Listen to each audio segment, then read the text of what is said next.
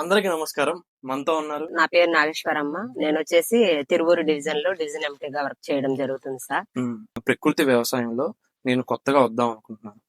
So నాకు అసలు ఎలా రావాలి, గవర్నమెంట్ స్కీమ్స్ ఏంటి, లేదా ఎక్కడ రిజిస్టర్ అవ్వాలా ఏం తెలియదు. సో ఎక్కడ రిజిస్టర్ అవ్వాలి ఒక గ్రామంలో? మీరు వచ్చేసి మన ప్రకృతి వ్యవసాయ గ్రామాలు కొన్ని ఉంటాయి సార్.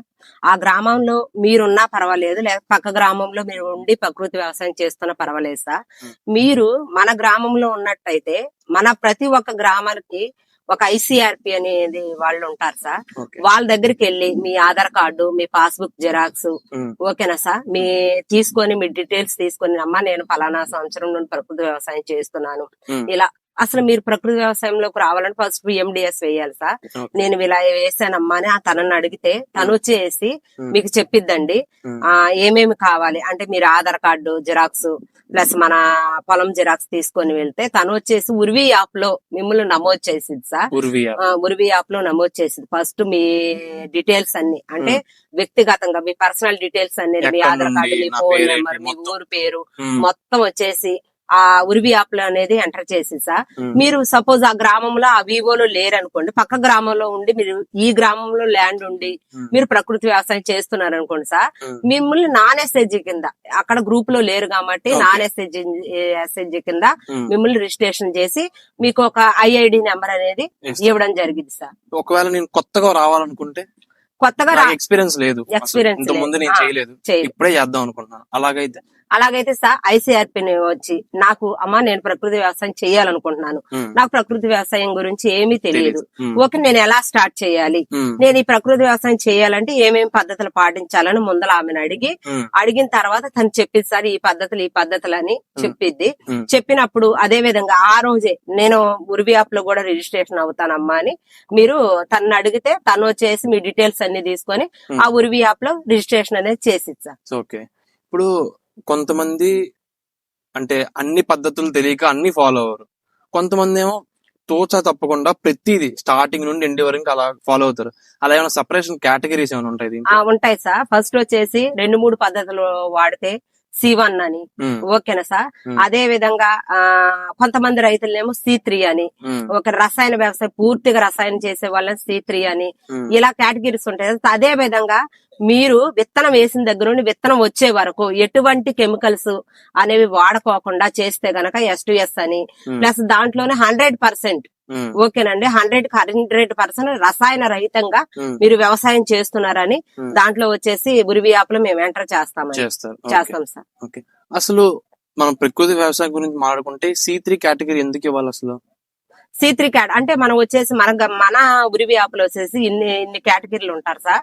అంటే మీరు C3 అంటే నా గ్రామంలో వచ్చేసి మొత్తం ఇంతమంది రైతులు, ఓకేనండి, ఒక 200 మంది రైతులు ఉంటే 200 రైతుల మందికి గాను ఒక 100 మంది ఏమో C1 ఉన్నారు, ఓకేనండి, ఒక 20 మంది ఏమో S2S ఉన్నారు, అలాగే C3 వచ్చేసి ఒక 30 మంది C3 ఉన్నారని మనకు అవగాహన కోసం ఓకేనా C3 కేటగిరీ కూడా ఉంటారండి.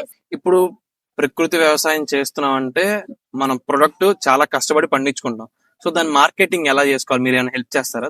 మార్కెటింగ్ వచ్చేసండి మేమైతే పీజీఎస్ లోకల్ గ్రూప్స్ అనేది తయారు చేస్తున్నామండి. ప్రతి ఒక్క S2S రైతుకి ఓకేనా ఇంత ఒక 10 మంది సంఘ సభ్యులుగా ఏర్పడి ఒక సభ్యుల్లాగా మనం ఇప్పుడు మహిళా మండల గ్రూప్ సభ్యుల్లాగా ఎలా ఏర్పడ్డారో వాళ్ళు కూడా అదే విధంగా ఏర్పాటు చేసి వాళ్ళకు వచ్చేసి అంటే ఒక బ్లాక్ లాగా, అర్థమైందండి, నా పొలం ఉందని నా చుట్టూరు ఉన్న 5 రైతుల్ని ఒక బ్లాక్ లాగా తయారు చేసి వాళ్ళని వచ్చేసి పీజీఎస్ లోకల్ గ్రూప్స్ ఎంటర్ చేయించి ఓకేనండి సార్ వాళ్ళకి వచ్చేసి మనం ఓన్లీ భూమికే ఇస్తామండి సర్టిఫికేట్ అనేది, ఓకేనండి. తర్వాత వచ్చేసి భూమికే ఇస్తాం, రైతుకైతే ఇవ్వండి. ఒక 5 సంవత్సరాలు ఇక్కడ చేసి మళ్ళీ వేరే దగ్గర చేస్తానంటే ఆ భూమికే ఇస్తాం సార్. అక్కడ మినిమం ఒక 3 నుండి 4 ఇయర్స్ అనేది ఆ భూమిలోనే తన ప్రకృతి వ్యవసాయం చేస్తేనే అప్పుడు వచ్చేసి సర్టిఫికేట్ అనేది ఇస్తాం సార్. అప్పుడు లోకల్ గా కొట్టు జాతీయ అంతర్జాతీయంగా కూడా తను వచ్చేసి ఆ సర్టిఫికేట్ ఆర్గానిక్ సర్టిఫికేట్ ని పెట్టుకుని ఎక్కడైనా మార్కెటింగ్ చేసుకునే విధంగా ఉంది.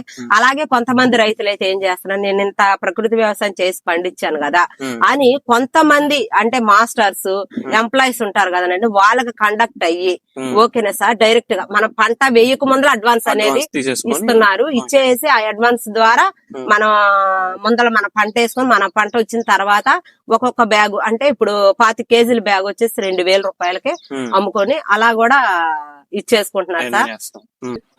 మామూలు కెమికల్ వ్యవసాయం చేస్తూ వాళ్ళని మీరు ప్రకృతి వ్యవసాయంలోకి మార్చాలంటే ఎలా మారుస్తారు వాళ్ళు? ఎలాగ మారుస్తున్నామంటే సార్, మేము వచ్చేసి ప్రకృతి వ్యవసాయ రైతు ఫీల్డ్ సందర్శన అంటే ఫీల్డ్ చూపించడము, మాకు పంట కోత ప్రయోగం అనేది ఒక బాగా బల్క్ లో చేస్తాం సార్. అంటే మన గ్రామంలో రైతులకు అవగాహన కలగాలంటే పంట కోత ప్రయోగం అంటే సీసీ ఎక్స్పెరిమెంట్స్ అనేది చేస్తాం సార్.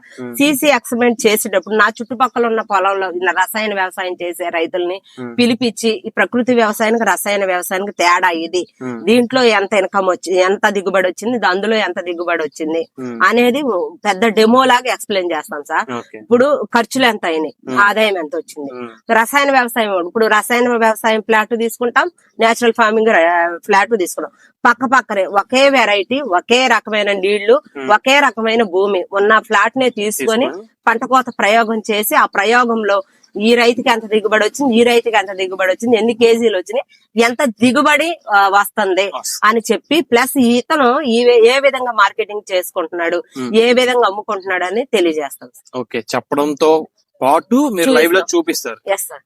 ఓకే, ఇప్పుడు మీ దగ్గర మీ డివిజన్ లో ఎంత మంది రైతులు ఉంటారు? సార్ నా డివిజన్ లో మొత్తం అయితే 1750 మంది ఉన్నారు సార్. 3 మండలాలు కలిపి 1750 మంది మన ప్రకృతి వ్యవసాయం అనేది చేస్తున్నారు సార్. ఇందులో వచ్చేసి S2S వచ్చేసి ఒక 450 మంది అలా ఉన్నారు సార్. సో ఇదండి, మీరు కొత్తగా ప్రకృతి వ్యవసాయంలో జాయిన్ అవ్వాలి లేదా చేరాలనుకుంటే మేడం చెప్పిన స్టెప్స్ అన్ని ఫాలో అవ్వండి. సో మీరు ఇంకా ఇన్ఫర్మేషన్ కావాలంటే మేడం తో కాంటాక్ట్ అవ్వండి. మేడం చక్కగా మీకు ప్రతిదీ డీటెయిల్ గా ఎక్స్ప్లెయిన్ చేస్తారు. So thanks for watching the video. Have a great day. మనతో ఉన్నారు రైతు చిత్తాంబరం గారు. ఈయన దాదాపుగా గత 7 సంవత్సరాల నుండి ప్రకృతి వ్యవసాయంలో వరి సాగు చేస్తున్నారు. సో అసలు ముందు వరి స్టార్ట్ చేసే ముందు ల్యాండ్ ప్రిపరేషన్ ఎలా ఉండాలి అనే కంప్లీట్ డీటెయిల్స్ మనం చిత్తాంబరం గారిని అడిగి తెలుసుకుందాం. నమస్కారం అండి. సో అప్కమింగ్ వీడియో మీరు చూడాలనుకుంటే వెంటనే మన ఛానల్ని సబ్స్క్రైబ్ చేసుకోండి. అండ్ ఇంకా న్యాచురల్ ఫార్మింగ్ ఎవరికైనా ఇంట్రెస్ట్ ఉంటే మీ ఫ్రెండ్స్ అండ్ ఫ్యామిలీలో వాళ్ళకి కూడా ఈ వీడియో షేర్ చేయండి. అండ్ హైప్ చేసి లైక్ చేయడం అయితే మర్చిపోవచ్చు. So thanks for watching the video. Have a great day.